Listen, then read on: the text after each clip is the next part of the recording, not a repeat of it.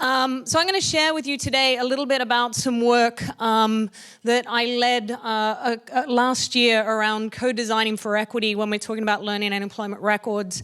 Before I actually jump into the study, though, I want to actually talk a little bit about what's behind this work, the philosophical approach, the different protocols coming to this work. This work was actually led by, and if you work with me or any actual human-centered designers, we often start with the how might we questions. We're constantly sort of thinking from that perspective instead of saying, can we, should we? It's like, well, actually, how might we?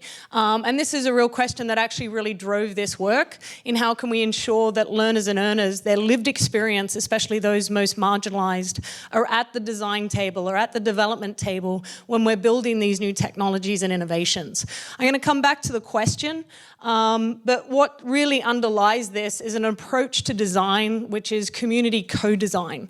And what's interesting about community co-design, you might know it as participatory, collaborative, inclusive. There are a number of different terms that we use when it comes to it, but it's actually focused on designing with people, not for them. And it's really interesting in our language, when we talk about badging, when we're talking about learning and employment record technologies, we keep positioning that we're the designers designing for someone else who is over there or out there or back there or wherever they might be. Community co-design is actually recognizing people in the community for their skills, their context expertise, and really honoring their stories, honoring what they bring to the design and the development table, most importantly, creating space for them at the table and valuing them for it. To do this kind of work, you need to really then interrogate, well, what do you mean by community in your projects? What are the different stakeholder groups in your projects?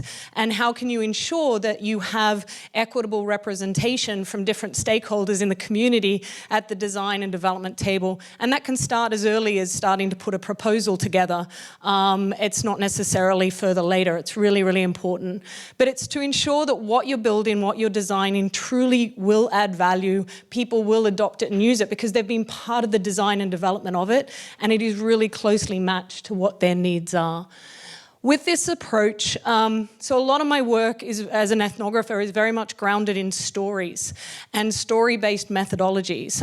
It's kind of fun, it can be traumatic, you go on journeys with people, you get to know people very intimately, and them you. It's quite interesting as an approach, but when I think about story-based methodology, in the room here and at most conferences, we're talking data, we're talking tech, we're talking product, we're talking institutions, when actually we live in stories. And so I really invite you to go on this journey to really uncover what is a story-based methodology, because we all have stories and we actually build from our stories. And whoever is at the design and development table, that's who you're building with and often for. I don't know how many times I've been with a dev team or an engineering team and they talk about their experience of education, and that then influences the design of whatever they're building. So you need to ensure you have diversity in the development and design team, as well as in user testing, as well as when you're doing community engagement. So what does that look like throughout the entire project? Unfortunately, not all stories are valued at the design and development table. And it's important that you don't just create space for people to come to share. You value the stories and you also pay them to be there. So that's a really important factor when it comes to any kind of proposal or project. I'll often look at the budget and that'll tell me how committed to equity you actually are.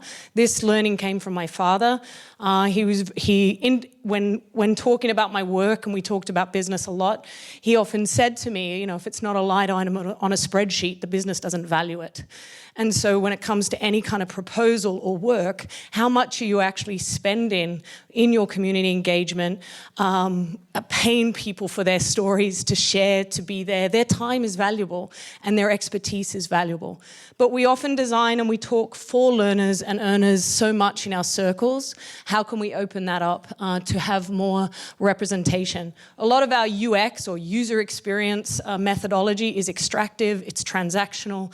It is actually designed for the product, the institution, and the company, not for the individual. So let's turn it around and imagine a world where learners and earners, especially those most marginalized, have space, are at the table, are sharing, are valued, just like we all are.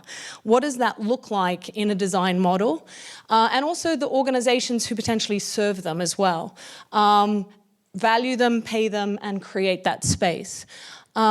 So with this, doing community co-design, there's a number of principles, and I'm happy to share more about this because I know I've only got 25 minutes.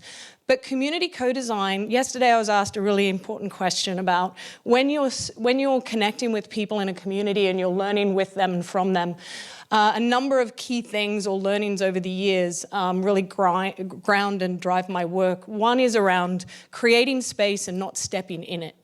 If you're going to create space for community, don't then take the story, be performative. It's really about honoring it. And to do that, you have to care. So that, I think, is the most critical principle to any kind of human-centered design, is actually caring about people, caring about the impact of what you're designing and building. They're not just numbers. It's not just data. This is people's lives. And actually what we build can cause harm. So it's really important how we actually center caring and trust and consent in the design of a lot of the projects. So here's a number of key principles, from inclusivity, grounding in stories, collaboration, that really guide the different kinds of projects. Every community project is different because every community is different. But it really is relational, getting to know people, developing relationships and trust. This pushes back against power. It pushes back against those that have power, pushes back against distribution of money, for example. A number of projects I've been on or I've got involved with, where I've seen the distribution of the resources and seen, for example, scholars of color in a research project underpaid, paid less than, say, white researchers. And that right there is an inequitable design in the design process, and it impacts people's lives, and we have to speak up and change it. What's really important in community co-design is we elevate context expertise.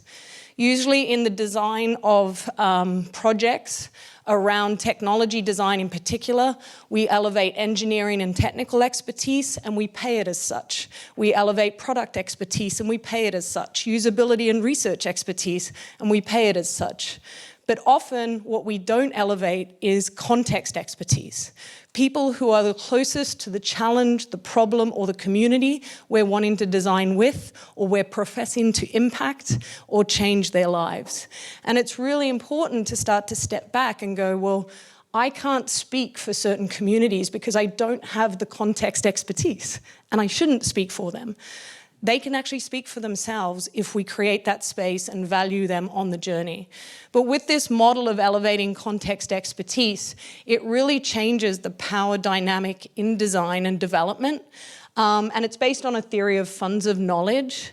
And this is where often when we talk about people who come from communities considered most marginalized, excluded, or underrepresented, we speak about them in a less than, a limiting, or a deficit model.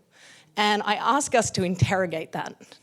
Because actually, if you go in and you really, really encourage and take on a model of abundance, of what they bring to the table, the skills they have, the journey they have, it is, and I'm gonna swear, can I swear? Am I being recorded? It's fucking incredible. Like, it really is. When you learn and you really get to know people, and you really uncover, and it really makes you question how you see others and how we've been socialized to see underrepresented and marginalized groups. So I encourage you with this. It really positions them as experts at the table with us designing and so forth. So I'm going to talk to you very briefly, and I don't know how much time I have left. Oh, I got heaps of time. All right. So a key question I always pose to challenge, how might we design and build with care and from stories, and not just our stories or what we think's important, what we think should be designed in the badge, in the system, in the taxonomies or what have you. How do we open it up and break the third wall? In the performing arts, and I spent 3 years doing a digital ethnography with a theatre arts community in the UK, Breaking the third wall is about participation between the audience and the producers, the directors, the actors. And so the narrative of a production is actually an interplay or a dance between the audience and the theatre makers, where everyone then becomes a theatre maker and everyone's participating in the design. And I actually think that in the design and technologies, we can break the third wall and have more learners, earners, workers, individuals who aren't usually at our dev tables or our design tables. They're designing with us for a richer and a better design. So how do we bring it into some of our work? I bring it in different ways. The project I'm going to share with you about is, this was a Gates-funded project, and they wanted to explore how could learning and employment record technologies support people from marginalized communities in their transitions along their pathways. So I shared yesterday about lived experiences and how we're all engaging in multiple different pathways. We're all experiencing also many different kinds of transitions.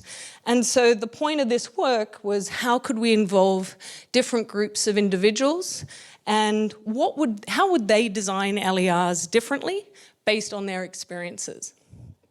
So I'm going to pause. Firstly, any questions on community co-design?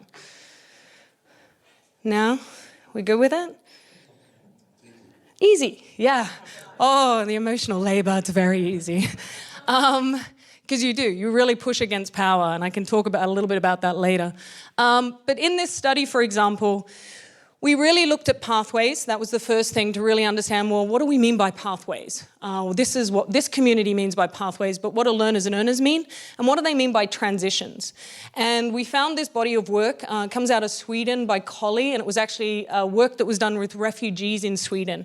And in this work, what they did with learning transitions is they really focused on not what our definition or thinking of pathways and transitions were, but what were the refugees' definitions of transition. So we adopted the same protocol for this study. And a learning transition, we're all experiencing them. It's a lived experience, and it's an experience of change, learning change. Now, in a paternalistic society, we often think of, and especially in education, transition is going from high school to college. It's going from one year at college to the next year at college, or it might be going from college to the workplace. What's really interesting in this model is learners and earners talk about transitions very differently. It could be life transitions in your family, transitions that are going on relative to in the workplace itself or your existing job. It could be personal transitions that you're going through as an individual. So it was far more multiplicit. But when you're going through these changes, you need supports, you need guidance. There are different things that can help you be far more successful in your transition. What we found in our research is there's huge disparities in successful transitions for those that are from marginalized and excluded communities. We see, for example, when it comes to successful completion of bachelor's degree, and this is US data, by the way, 70% of high-income learners pre-pandemic actually complete a bachelor, whereas for low income, it's 12%. So it's like, what's going on there that's actually impacting a successful change or transition? Same with workforce transition success. There's a higher incidence of individuals from Black communities suffering unemployment, losing jobs, and not being successful in finding their jobs, especially during the pandemic. So we looked at the different cases, the different communities. The Latinx and Mexican community in America, Spanish first speakers in particular, have a lot of struggles when it comes to transitions because of how their immigration status or how they're regarded for a successful transition. And also a lot of their data and credentials are in Spanish. So it was really interesting to sort of identify which communities do we want to learn with and design with in this project. And this research really helped us sort of identify that. The technology we were looking at was learning and employment record technologies. I know that for some people here are very well versed in LERs, other people are new at the table. I consider an LER very much a digital data record of your learning and employment experience, of which different kinds of technologies help us having access to that data and using that data in an effective way by which to really present a comprehensive view of who you are, where you've been, what your skills and experiences are. What's interesting about this with the LERs, and you're going to see these quotes from some of the participants throughout the study, But it's like very much like, well, what's the point of an LER? This was from one of our participants. Is it going to get me a new job? Is it going to get me a better job? Is it going to get me paid more?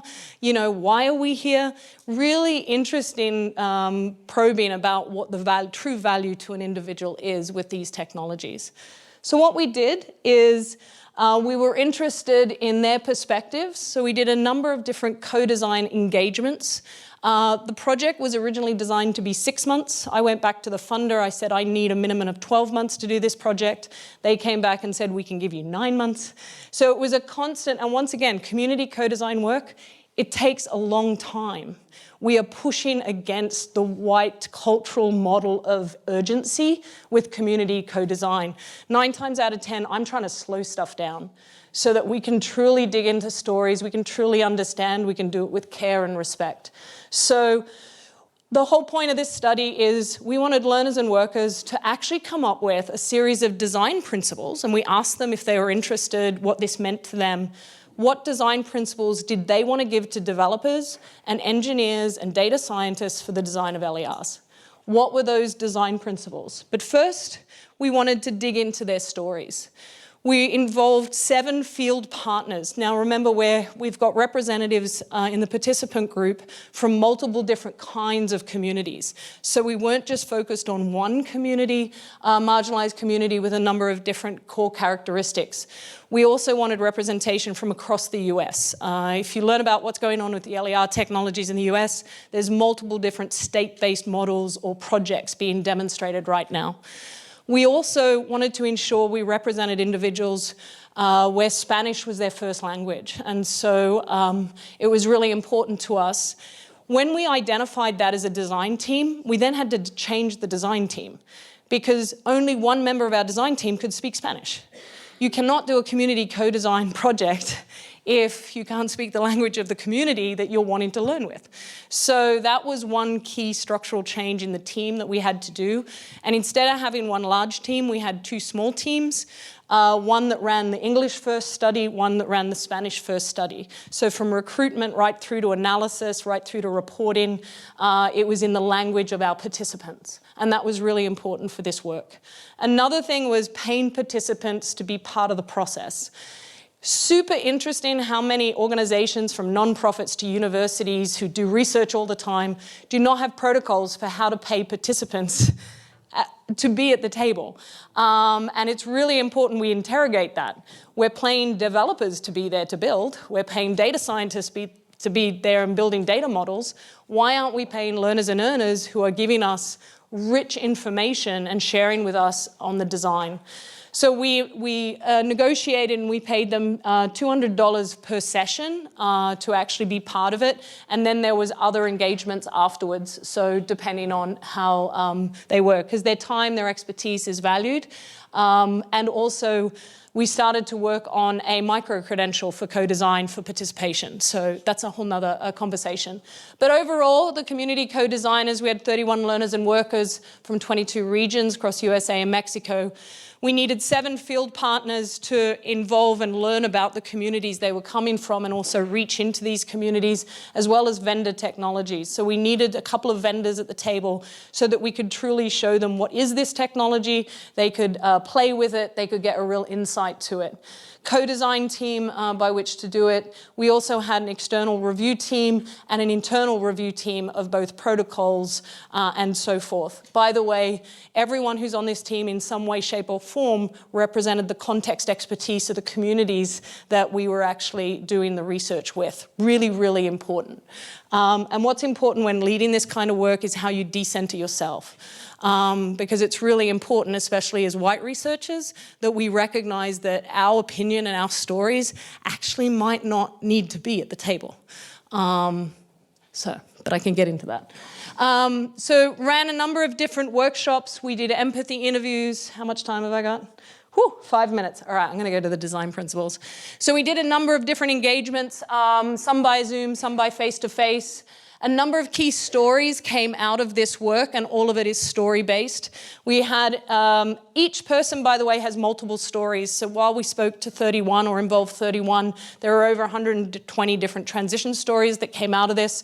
If you go to the report, and I do have a QR code where you can go to download it, there's a bigger one at the end. We have multiple different stories from people who lost their job during COVID working in a bar, then reskilled so that they could get in digital advertising. We had individuals who had immigrated from Cuba. All their data, all their credentials were in Spanish. They were struggling to transition into new work because no one could recognize their pathway and their credentials and skills. We had military representation of individuals who are transitioning from the military into civilian education and also civilian workforce. What's interesting is our stories are intersectional. So in the different communities, there were different ways they framed their transitions. 3 stories I've put in the slide deck, which you can go and have a look at, and they're also in the report to really get a sense. And what we did is we code these to get an idea of what are the skills that they're raising in their stories, but it's not the skills language we're talking about here, right? It's their skills language or their credentialing language. Number of different activities we do by which to develop and learn about their different skills. I'm gonna go straight to the principles. Actually, I might not have time. So a couple of insights that came out of this. The learners and earners, the co-designers working with us, when we uncovered, we first asked them a question about credentials, and they were like, well, what do you mean by a credential? And I'm like, great question. So what was interesting is we asked them different things on how they make visible their skills. What are the different things that they use? And these were all the different ways that they make visible their skills to other people or competencies. And I want to ask a question. Which one of these do you think was the one most important and used in every transition story? Probably because I said it yesterday, maybe. Okay, let me... Recommendation letter. Yes. Okay. So what was really interesting, and recommendation letters can be a verifiable credential, but we're not thinking about this. It's really interesting about how recommendation letters were the most important asset that individuals had that really supported them in learning, work, and life transitions. But depending on what your transition is, it depends on what kind of assets you need to help you on that journey. There's a number of things here about what's most important to support them during learning transitions, people and connections. Having connections to mentors, connections to people who could actually support them in their transitions, as well as services, as well as how they think about themselves and why self-recognition, therefore, is so important.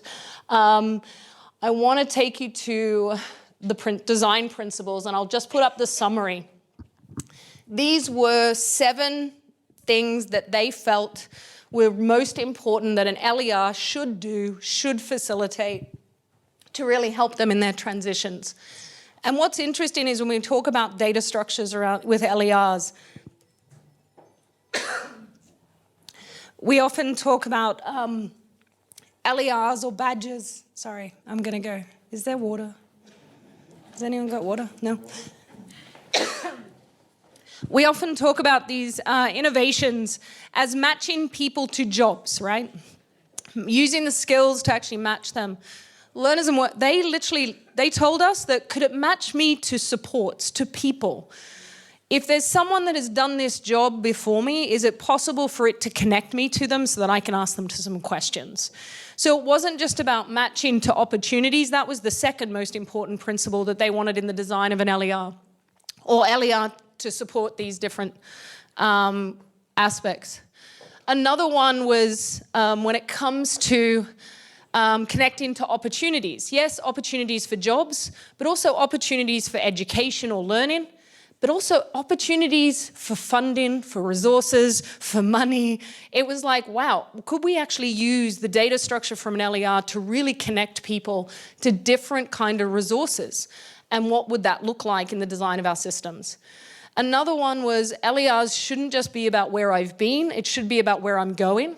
So it has aspirational data and information in there, as well as learning ad or culture ad. So for example, when it comes to working with an organization, if you just hire for culture fit, you're gonna have the same culture, in your organization over time? What does culture add and learning add? Therefore, it might not be in the job description, but I'm going to bring it. So it's really important how many times people actually get employed, not for what they match what's in the job description, but the other things they bring that wasn't even in the job description. So if we're going to use AI to analyze job descriptions, that's only going to give you maybe 30 to 40% of what actually an employer will actually employ for. So really interesting to sort of look at the different design principles. Another one when it comes to being inclusive of people's identity, their movement, and their language. We have a dominant culture of English that we use in all our design.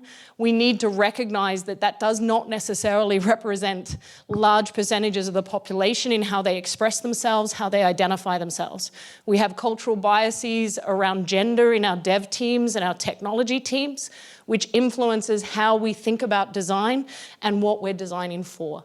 So being inclusive of people's identity was really, really important, but also their movement, whether that was state to state, country to country, job to job, or what have you. So a number of key principles here. You can read the report. See, I was going to go through it all. I had all the time in the world. You can read the report if you want to take the QR code. I will come back to that. Most important thing about this study, we've had so much discussion about interoperability. We've had so much discussion about starting to include people at the design and development table. We need to know, why is it of value to them? Really, why is it useful? Why would LERs be useful to different groups and different individuals in how they might use it? But this is using a co-design methodology relative to our different communities. Happy to talk to you more. Thank you for the space. Maybe Serge, stay up here, Kelly, because I'll need Serge's help to set up the newest version of the PowerPoint that Susan has uploaded to the cloud. Maybe we can take one question or two and have Kelly answer it. Who wants to do a dance? Any questions? Julie. You got it. The budget for, so I think that's a really critical piece. I know even when we've talked about proposals in terms of compensating the context experts, the context SMEs, have you had any pushback from funders? Is this a conversation that you've had? Have you had to revise proposals, things like that? Yeah, pushback from funders, pushback from nonprofits, pushback from leaders, pushback, because we have an economic model that rewards us and nonprofits, and often we don't value community engagement-based work, the time, the resources it does. So yes, had pushback, but I still push back because we need to recognize the inequities in our design processes, and for people to give up their time, their work, their knowledge, their expertise. I know a lot of devs that would not build if they weren't in some way, shape or form going to be compensated, whether that be in equity or whether that be in, so I think we really need to start to look at how much we're spending on community engagement. And I encourage you, go back and look at your budgets. Look at how much you're spending on community engagement workshops, different ways you're engaging in the community, and how much of that money is going directly into the hands of learners and earners and individuals. It has to be a line item. You need to raise for it so that we can change the economic structure of design and build.